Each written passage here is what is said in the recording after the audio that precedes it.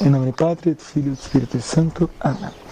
Vamos agora tratar do 7º e do 10º mandamentos para o nosso exame de consciência. São eles não furtar e não cobiçar as coisas alheias.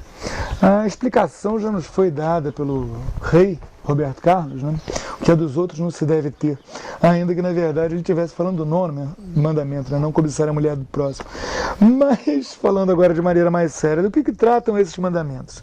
Eles tratam basicamente da propriedade, daquilo que pertence a alguém, a propriedade particular.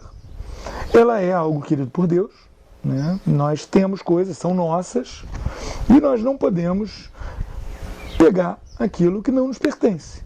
E não podemos, não devemos cobiçar aquilo que não nos pertence. Por quê?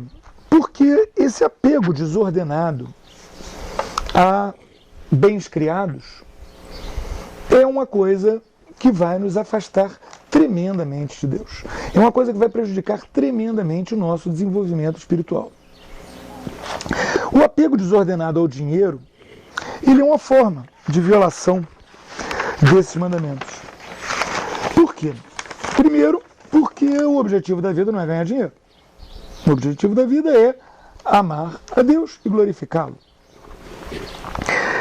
Segundo, porque nós somos tesoureiros da divina providência. Ou seja, Deus confia que nós vamos ajudar o próximo em dificuldade. Deus não vai fazer aparecer dinheiro no bolso do mendigo. Deus vai fazer com que a gente passe do lado do mendigo na hora que ele está com fome, que a gente dê para ele um prato de comida. Nós somos tesoureiros da divina providência. Quando nós começamos a ficar como avaros, se agarrando ao dinheiro, nós estamos pecando contra esses mandamentos. E também estamos pecando contra esses mandamentos quando nós agimos de maneira ainda mais claramente contra eles. Ao roubar algo, ao furtar algo, ao carregar algo que não nos pertence. Ou a ficar com algo que não nos pertence. Por exemplo, alguém nos empresta uma coisa e a gente não devolve. Isso a gente está pecando contra o mandamento de não furtar. Quando a gente pega uma coisa, qualquer porcariazinha que seja, uma borracha mastigada, sem pedir para o dono, a gente está pecando contra esse mandamento. E quando a gente comete um pecado contra esse mandamento, o que a gente tem que fazer? A gente tem que restituir. A gente tem que devolver para a pessoa aquilo e, de preferência, alguma coisa a mais. Por quê? Porque aquilo não é nosso. E o uso daquilo, a gente também tem o dever de pagar pelo uso. Se a gente pede emprestado, vem alguém e diz, me empresta, por favor, o seu aparelho de som. Eu vou dar uma festa, preciso do aparelho de som. A gente empresta o aparelho de som, que beleza, toma, tá aí. Emprestamos. Agora quem vem, pega o aparelho de som sem pedir. Essa pessoa tem que devolver o aparelho de som e, de preferência, algo mais. Por quê? Porque ele pegou algo que não lhe pertencia e usou.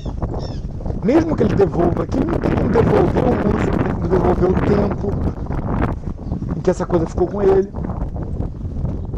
Mesma coisa acontece com danos.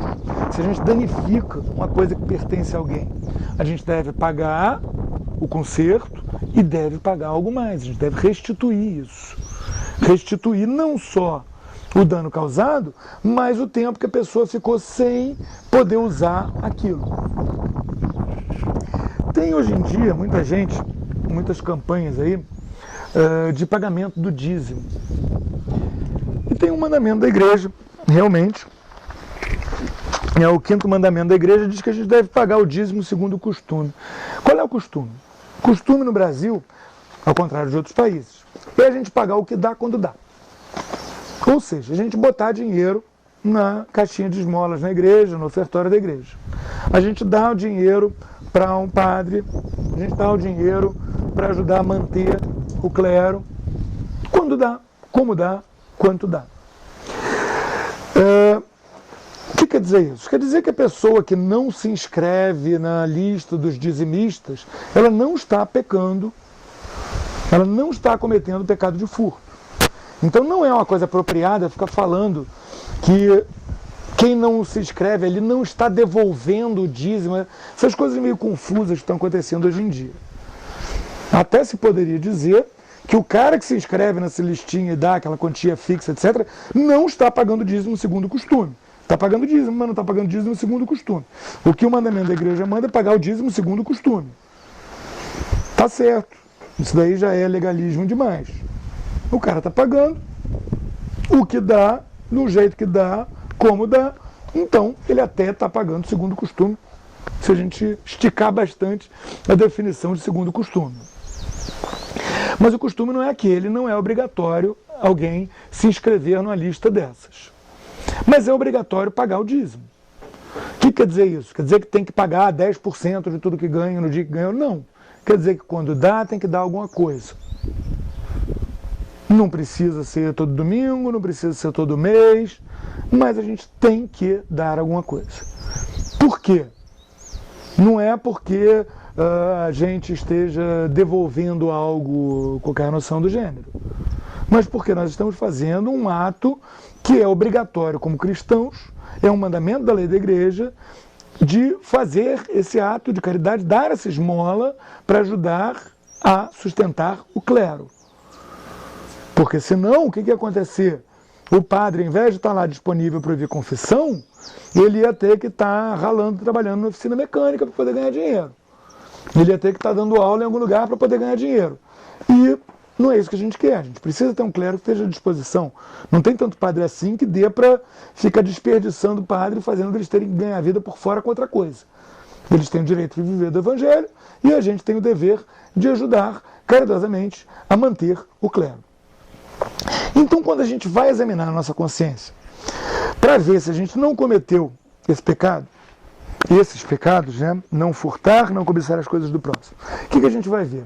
Primeiro, a gente vai ver se a gente não ficou demasiadamente apegado no dinheiro, ao ponto de não gastar numa coisa que a gente poderia ter gasto, queria fazer bem, queria ajudar, não dar uma esmola que a gente poderia ter dado, não ter pago o dízimo que a gente poderia ter pago, que é uma obra de caridade também, não ter ajudado uma pessoa que a gente poderia ter ajudado de alguma outra maneira, porque a gente estava apegado naquele dinheiro.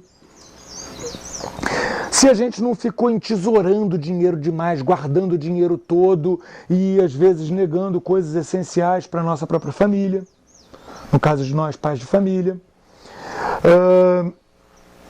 Também, se a gente não ficou com algo que pertencia ao próximo, se a gente não usou algo que pertencia ao próximo sem pedir autorização dele, por exemplo, no trabalho, ficou fazendo telefonemas interurbanos na conta da empresa, isso é furto. A gente não pode fazer isso. A gente está se apoderando de uma coisa que não é nossa. Né? Aquela linha telefônica, ela está ali, pode fazer interurbano, por quê? Porque a empresa precisa que interurbanos sejam feitos.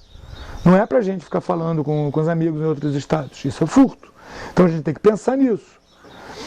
O professor na escola que pegou o giz e levou e deu aula em outra escola e usou aquele giz da primeira escola, isso é furto. O sujeito que pegou o rolo de papel higiênico no banheiro do trabalho, isso é furto. São coisas que a gente não pode fazer, são coisas que não nos pertencem. Não precisa ser uma pessoa, pode ser uma empresa, pode ser uma escola, pode ser uma repartição pública. Mas a gente tem que cuidar daquilo que não é nosso. A gente não tem o direito de se apoderar do que não é nosso. Se tiver acontecido, a gente devolveu e a gente restituiu, a gente tem que confessar quando aconteceu. E a gente tem que confessar se a gente não devolveu, tem que devolver também. Se a gente não restituiu, tem que restituir também. Então, no nosso exame de consciência, quanto a esses mandamentos, a gente tem que ver sempre se a gente fez tudo o que deveria fazer. Ou seja, não só não levar a coisa, mas restituir o dano causado, restituir a ausência daquele bem pelo tempo que a gente levou, devolver as coisas que nos emprestaram, dar para a caridade, ajudar como tesoureiro da Divina Providência a manter as pessoas que têm condições piores do que as nossas. Tudo isso faz parte desse mandamento. Então, no nosso exame de consciência, a gente tem que ver, basicamente, é isso. A nossa relação com aqueles bens de que Deus nos cumulou, a nossa relação com os bens com que Deus cumulou o próximo. A gente não pode pegar o dele e a gente não pode se apegar demais ao nosso. Louvado seja nosso Senhor Jesus Cristo. Em nome do Pai, do Filho e do Espírito Santo. Amém.